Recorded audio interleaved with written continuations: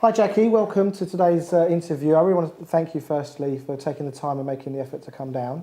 Could you tell us a little bit about yourself, a bit of background? Oh, where do I start? From the day I was born or from the career? I suppose the fundamental part of my background is the fact that I grew up on a farm in Cornwall. And in the back of my mind, I'm always just the farmer's daughter from Cornwall. Wow. But then moving on from there, going to university, doing a degree in computing and business, taking different parts of my life out to travel and meet different people, get different experiences. I realised that the forming part of that, those early years, was community, and how strong the community are, and people pulling together, and people who are completely different, who ordinarily may have nothing in common, but the geography means that they're there, and they support each other, and their families have known each other for generations for some of them. So community is a big part of who I am. But in the modern day, that takes different forms. That might be the Facebook community, the LinkedIn community. It might be, in our case, the Bee Collaboration community. It might be my House of Colour community. And there are different communities I have in my life. I've clearly got the school community revolving around my children's school. So that's quite a complex life. I mean, one of the things that one of the themes that have been around in the last few videos we've done is the speed of change now has become constant. I can't keep up. Can't keep up. I'm chasing my own. You get used to one PDA, one phone, another one comes, a different operating system. I couldn't do it. An update, I couldn't do it without those technology tools, actually. My life is run, and the fact that my diary syncs back to my computer, so the same diary's in the same place, and my phone has got my address book, my contacts, everything, but it's one small, gone are the days of the thick file of fax or the big brick phone from the 80s. All those things help me achieve living life to the full, really. And I was going to say, what's the end game? Is actually that you just answered the question. It's like living your life to the full, having it all, having the fun, having as much as possible, giving everything my best shot to try and get it all, or not get it all, but have it all in the sense of the experience. And I also notice that I try and do that for my children and the people around me. So if the two boys want something different, one wants to stay at creche and stay a bit longer at school, and the other wants to come home early, if it's within my powers, I'll try and make it happen. So we flex up. Yeah. So we've known each other for quite some time now. When we met, we was doing some personal development, transformational work back in the late 90s, which is quite a long time ago now. And our lives have changed a lot since then. We've both got families now, we both run businesses. Tell us a little bit about what does it take for you to run a business. Tell us a bit about your business first, and then maybe kind of look at how we interact that. Well, House of Colour is a franchise organisation. We have about 150 franchisees. About 90% of those are based in the UK, but we have a global presence. We have some in the States, we have some in Australia, we've got one in France, we've got a few in Greece. So they're scattered all over, 2 or 3 in the Middle East.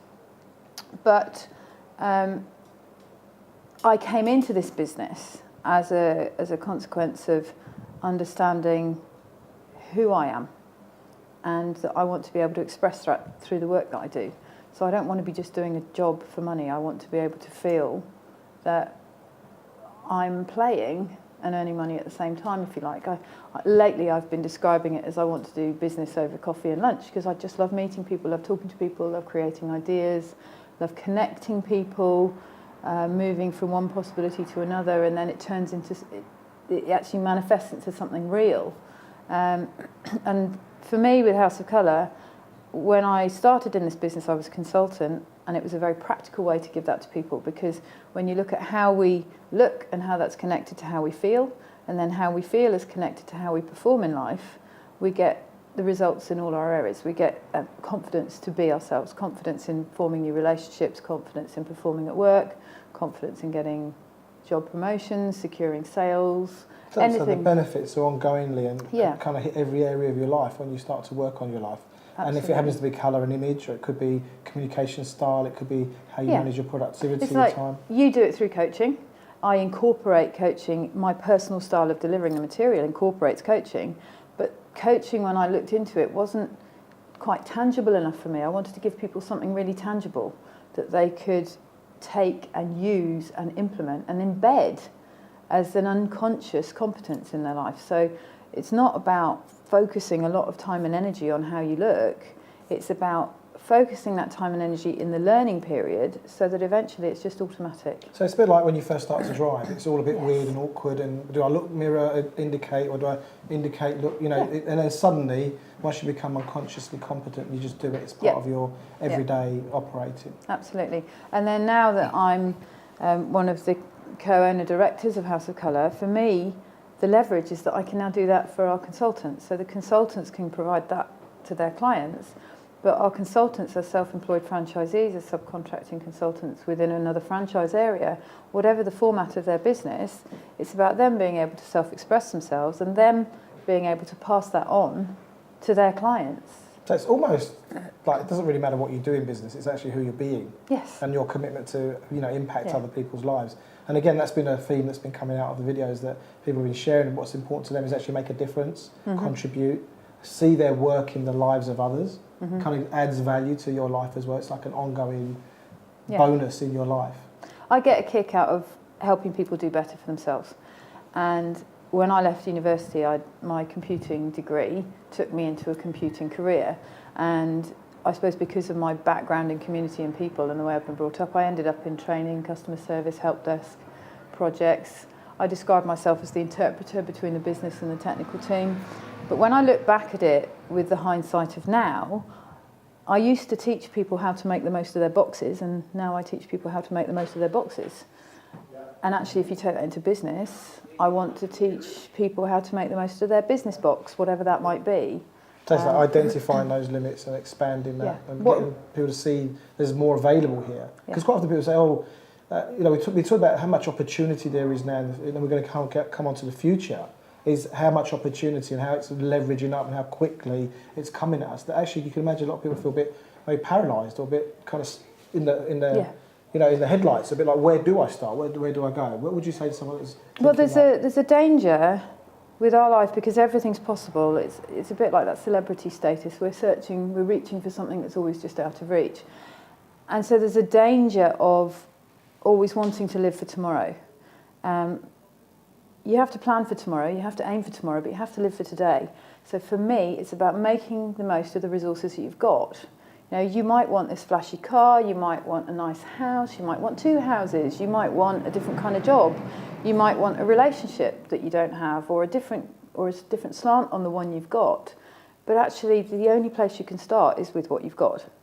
So take stock of that, make the most of it, because if you make the most of what you've got, you can then move on to the other things. There was a book I read years ago called Acres of Diamonds, that apparently everything you want is right here under your feet. You don't have to go that far, which is kind of exactly what you're saying. So that's fantastic. So tell us about you were around when I first started talking about B Collaboration. Yes. Do you remember? I remember very We used to run the business club back then. It was about 2.5 years ago. And I started to talk about this notion of getting great people and putting them in a place, the magic will happen. And you kind of got involved, well, although you didn't get involved in B Collaboration straight away, you were kind of straight away encouraging it and saying, this is fantastic, you've got to go with it. And how has it, in your mind, how has it been developing? How do you see it? Why would someone want to be part of our community as a collaborator, or possibly come to our community to have us help them or work with them in any area of their business or organisations? I built my business when I was a franchisee, early days of House of Colour, on business networking. I went to exhibitions, I had stands, I gave talks, I had a stand at the East of England show, which was in my local area. And I built the business purely on building relationships. And then those relationships, the ones that became clients, became referrals. And in fact, some that didn't become clients, I built the relationship strong enough such that they would refer me when it came up in conversation. That has moved on now, in that I believe we don't operate in and of ourselves. Sure, we have a standalone product that we can deliver, but the real power is in leveraging that by pulling it together with something else. So if you've got someone who's fantastic in the sales environment, then put together what I now call personal branding. It is how you look, it's how you present yourself, but it's much more a sense of getting who you are and being able to present that physically as well as in every other form. And so therefore it's the coming together of those forces that we can achieve more. So it's a little bit more sophisticated, isn't it? It's a little bit more, you've got to put more work into it. You've got to kind of find the right fit with the other collaborators. got to get to know. Yeah. Got to kind of. I think you said to me today, I've got an opportunity that's perfect for big collaboration, which I'm dying to hear about. But it's like that exactly. It's like you couldn't do it on your own. No. You can't. No. You know, if you could do it on your own, then it's not. You know, you can crack on. You know, do it. And there's a time for that, and there's a lot of people out there do. But now with the internet, with technology, with people wanting more from their lives, someone said to me the other day about the loneliness of the internet. Mm-hmm. How we become reliant on it. You can sit behind a software package and share ideas. You can even do videos and send them all over the world. But at the end of the day, people want to be around other people, and like-minded people. And I think that was the thing that kind of really spurred us on. Yes, but what I've noticed about the people in B Collaboration, they're all, from what I've seen so far, they're all amazing people. They've all got something to offer. But the big thing is they all have a strong sense of knowing who they are. And when I know who I am, I know what I want, I know what I give, I know what I need to fill my fuel tanks so that I can keep giving. And I think it's that strong sense of knowing who I am and what I want to contribute and what I need that enables me to connect quickly with people and then create the ideas. So for example, the person I was meeting this morning, I won't go into the details of it, but it was just a meeting. We met at a conference. I said, let's follow up, let's have a coffee. We don't live too far from each other. Let's just explore, get to know a bit more about your business, about what I can offer, what you can offer. It may go nowhere, but let's explore it. That's exploratory, that process of finding out where could this go. In the process, it sounds like an amazing business. Now, in a selfish world, I'd go, oh, I need that, and I need that, and I need that. But I'm sitting there going, this is an amazing business. I can't do that on my own. And in fact, I might not be the best person to take that forward. Mm. I don't even think you are. But with your network, you'll know more people. And with his network, he'll know more people. And with her network, she'll know more people. And so it's bringing that together and coming together on a level of values and passions and purpose, I think, is where people then feel truly themselves, and that's where the power comes. I mean, one of the things we've been citing is a kind of part of our building traction now when we're talking to people about their getting involved with Big Collaboration, either as a collaborator, i.e. a member or part of the community, or someone that actually is looking for us to solve problems or work with them to develop their organisations, is we're talking about the, if you like, the societal norm out there is one of competition, scarcity, and there's a lot of fear. I mean, if you just, someone said to me today, I don't watch TV anymore, I haven't watched it for, and a lot of people now are cutting out TV altogether. And I'm sure you probably don't even get time to, even with the PVR, you just don't get time. But the thing is that a lot of what you hear on the telly is actually quite negative. A lot of what you read in the press is negative, it's fear-driven. And, if you keep people in fear, they shrink, they look at things in a smaller way, they look at it from a point of view of scare. If I share my ideas with you, how do I know you won't steal them? Yeah. How do I know you won't take my clients? How do I know? There isn't enough to go around, so I've got to protect what I've got. And I think where we're going with collaboration and this new era, this new paradigm, is actually, you know what, there's enough. And if you know who you are, you've got nothing to be afraid of. I can't copy Jackie Perkins, no matter how much I try. You can't copy Erkan Ali or you just cannot copy me because I know who I am, I know what I stand for. Now that didn't happen overnight, that took a while to work that through. So for us, we're finding the people that are attracted to this proposition, people who've kind of done some work on themselves, have found out more about what's important to them and want to find others that feel the same way. Yeah, that would make sense. That would make sense. So let's talk about the future. How business life and all things? Business life and all What are you thinking about for 2015? Here we are coming to the end of the year. Do you think of things in those terms, like that's the end of 2014, next year's a new? I've always found the Christmas New Year period very powerful. There's this frantic urgency. It can be hidden underneath, out there in the shops. People are going mad buying their Christmas presents. So it can be camouflaged by believing it's about Christmas, but there's also something, people are trying to finish up projects, they're trying to tie up loose ends, they're trying to do it, it's like before the holiday period, before the summer holiday, whatever the holiday. There's like a momentum, there's a flurry of activity. There's an end point that they're getting to, and the end point in this case is the year, so it's almost like a double whammy, double powerful one, because you've got a holiday season, but you've also got a new year. A friend of mine a couple of years ago said she went to bed early on New Year's Eve, because she didn't want any more of this year. She wanted to have next year. Get it out of the way.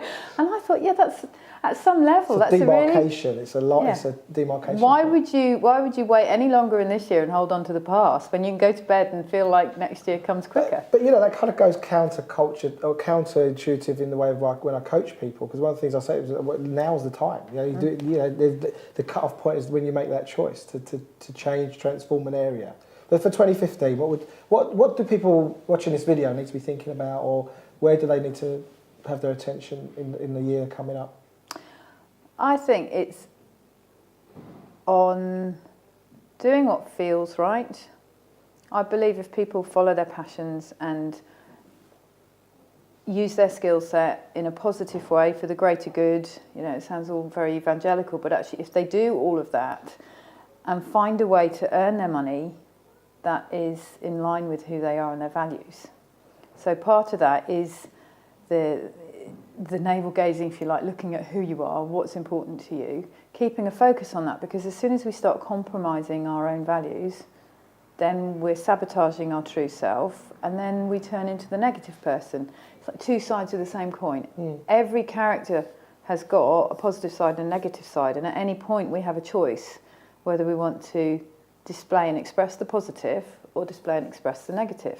Are we going to be generous in this instant, or are we going to be stingy? Are we going to be kind? I guess a lot of that's to do with the company you keep. There's the old adage, isn't there, in personal development, if 9 of your friends are broke, guess what, you're number 10. Or if 9 of your friends are negative, guess what, you're number 10. And it's who you surround yourself with and what you expose yourself to in terms of what you read, what you watch, what you listen to. Yeah. And it's easier now than ever to be exposed to great material. But on the same token, it's easy to be still exposed to a lot of negative or something that's not contributing to your growth and your commitment. Absolutely. And it's about choosing what you listen to and being selective. And if you're focused on what you want ultimately, it's not necessarily knowing that you want to get a purple chair, but you might want a new suite for your living room, and you've got a sense of a colour scheme or a style scheme, or maybe on an even bigger level, the atmosphere that you want to create. And if you're clear on something like that, then when the perfect chair shows up, you'll recognise it. And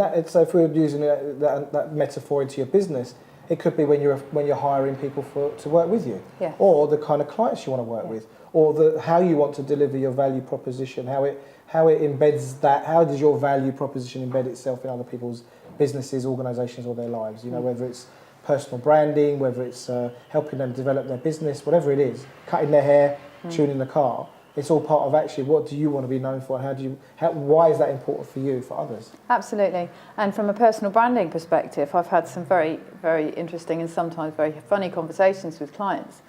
And they say, well, if I'm going to get a brand, should I have braces? Should I wear a certain kind of jacket? Should I wear a certain pair of socks? And I just look at them and say, you can do what you like, but ultimately, what do you want to be remembered for? And if your business is being a speaker on stage, do you want people to be focused on what you're saying and the profound wisdom you want to share, or do you want them to be focused on what you're wearing? So what's your focus for your business? What are you trying to achieve? And what do you want to be remembered for? There's a lot of people, coaches particularly out there, who are getting businessmen and women to look at what do they want their legacy to be? What do they want to leave? Right, it's the old tombstone epitaph, got here eventually, but something a bit more profound. What do you want to be remembered for, and have that be your guiding light through whatever and wherever the journey takes us. So really, whether it's 2015, 16, 2020, these are great lessons to live by. Jackie, I want to thank you very much for taking the time and effort, making the effort to come and see us today and sharing your thoughts with us. Really appreciate it. You're welcome. Thank you, Erkan.